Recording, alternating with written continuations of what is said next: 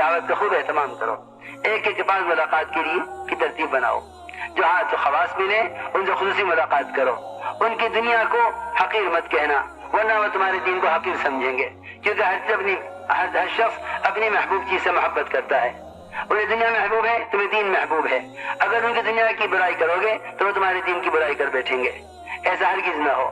البتہ جہاں جاؤ وہاں کے علماء سے ضرور ملاقات کرو، اگر فرصت اور سہولت محسوس کرو اور ان میں بشاشت محسوس کرو تو نصیحت کی درخواست کر دینا، تشکیل نہ کرنا، یوں نہ سمجھنا ہم بڑا کام کر رہے چھوٹا کام کر رہے، ہم سینکڑوں میں کام کر رہے یہ دو چار کے لیے بیٹھے، یہ سب شیطان کے وساوس ہیں۔ وہ چاہتا ہے کسی طرح علم علماء کے درمیان عوام علماء کے درمیان خلیج پیدا ہو، ایسے وساوس بدگمانی پیدا کرے گا شیطان جس سے امت علماء سے کٹ کر رہ جاوے۔ عالم سے بدگمانی کرنا تو علم سے بدگمان ہونا ہے۔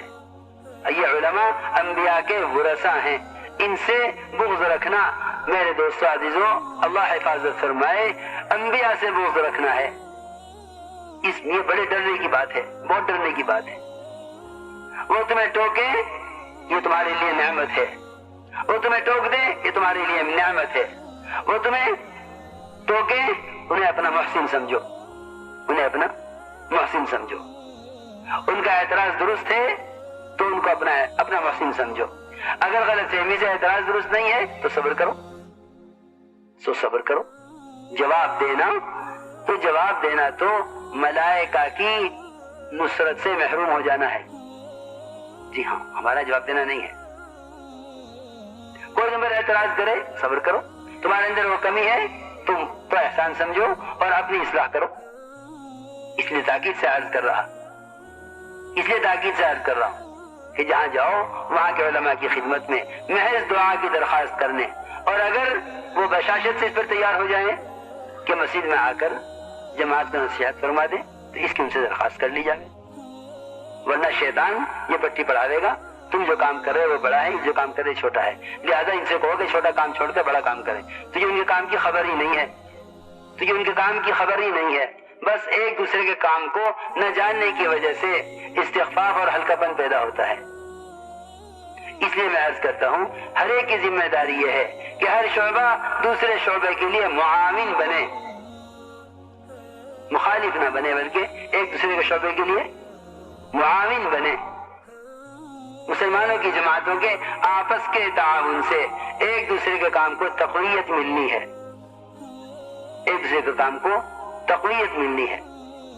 کسی کام کے بارے میں یہ مت کہو یہ ہمارے کرنے کا نہیں ہے، تم نہیں کرتے ہو تو نہ کرو، لیکن کسی کے کام کو یہ نہ کہو یہ ہمارے کرنے کا نہیں ہے۔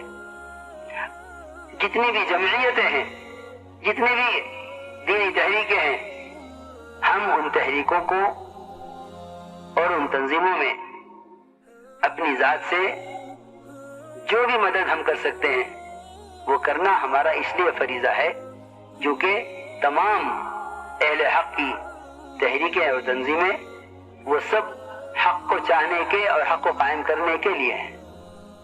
کسی بھی تحریک یا تنظیم کو کسی کے مقابل سمجھنا، میری طرف دیکھو، میں اتنی اہم بات کر رہا تم ادھر دیکھ رہے، میرا دل چاہے تم اجتماعات میں ادھر ادھر بالکل مت دیکھا کرو ذرا سا بھی، اور شیطان چاہے گا کسی طرح بات ضائع ہو جائے۔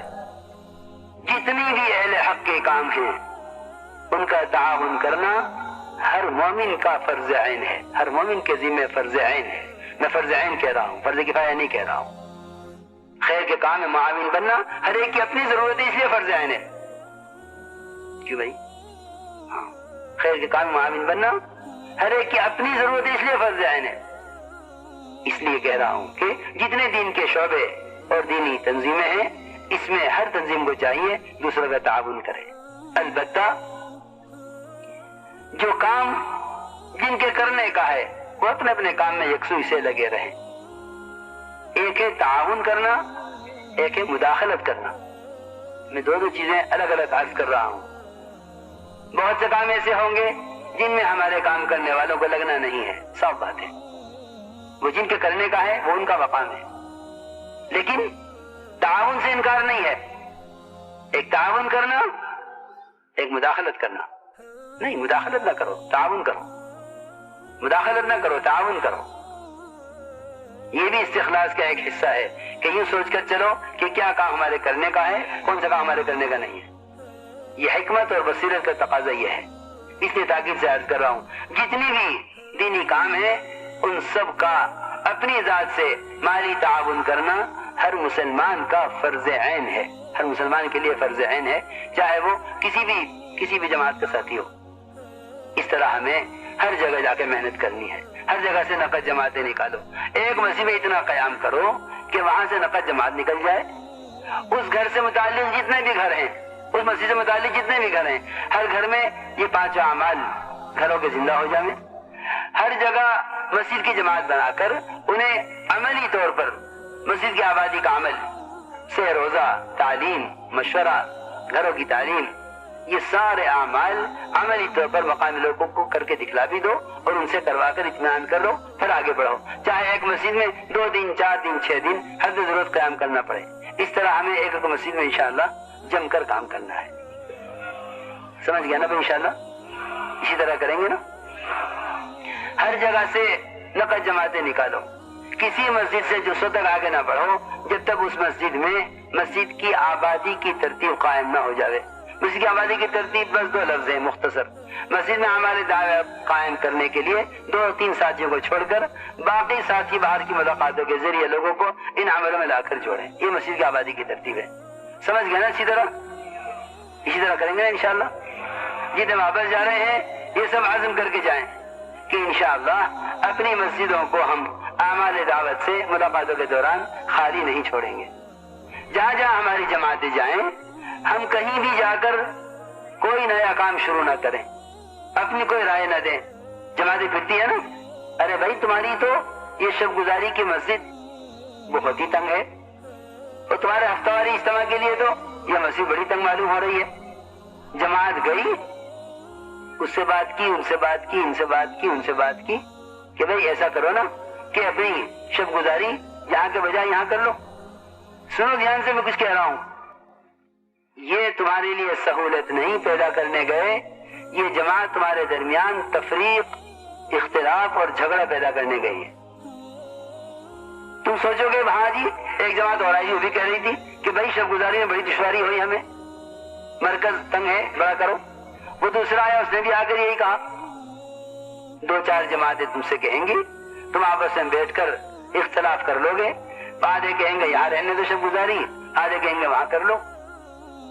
آپس میں جھگڑا ہوگا، لوگ کہیں گے بھائی جھگڑا ختم کرو، جھگڑنا نہیں چاہیے، چلو بھائی یہاں کے بجائے وہاں کر لو. چلو تو ایک یہاں کر لو، ایک وہاں کر لو.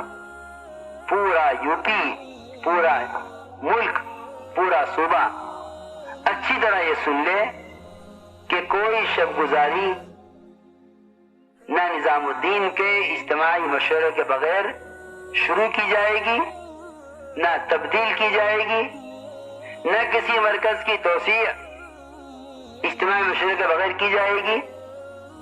اس کی کوئی گنجائش نہیں ہے. یہ آئندہ کے لیے سب طے کر لیں. کوئی شب گزاری نہیں. اول تو ہمیں کوئی نئی شب گزاری اب شروع کرنی بھی نہیں ہے. ہمارے پاس شب گزاری کا بہترین بدلہ اور اس سے بہتر نعمت وہ ہمارا مسئلہ جماعتوں کا ماہانہ جوڑ ہے، جس میں ساری مسجد اور جماعتوں کی ساری ضروریات، سارے عزائم، سارے تقاضے، شب گزاری کے سارے اعمال وہ ہمارے ماہانہ مشورے سے پورے ہو رہے ہیں، مسجد اور جماعت کے ماہانہ جوڑ سے. اس لیے سب سے درخواست ہے کہ کسی صوبے میں، کسی ضلع میں، کسی شہر میں کوئی نئی شب گزاری ہرگز شروع نہ کی جائے. جگہ تنگ ہے، کوئی بات ہے، آپس میں کوئی رائے آئی ہے تو اس کو لے کے ہمارے سہمائی مشورے میں نظام الدین آ جاؤ کہ جی یہ رائے ہے، اگر یہی کرنا ہے تو یہی کرتے رہیں گے، اور اگر اس کے علاوہ کوئی بات مشورہ طے کرتا ہے تو اسے کریں گے. ٹھیک ہے نا انشاءاللہ؟ لہذا کوئی نئی شب گزاری ہرگز شروع نہ کی جائے جب تک اس کا اجتماعی طور پر بنگلے والی مسجد میں سہمائی مشورے میں مشورہ نہ کر لیا جائے. ٹھیک ہے نا؟ نہ کہیں کوئی شورا بنائی جاوے جا کر، نہ کوئی اپنی کوئی شورا بناوے، نہ کوئی اس طرح کوئی ذمہ دار طے کریں. جس طرح کام کر رہے ہو کرتے رہو، کوئی بات بھی پیش آئے معمولی تو بھئی ہمارا سیمائی مشورہ الحمدللہ نظام الدین میں ہوتا چلا آیا ہے، وہاں جا کے اپنے مسئلے کو رکھیں گے، وہاں پوچھ لیں گے، جیسے طے ہوگا انشاءاللہ ایسا کریں گے، ٹھیک ہے؟ اللہ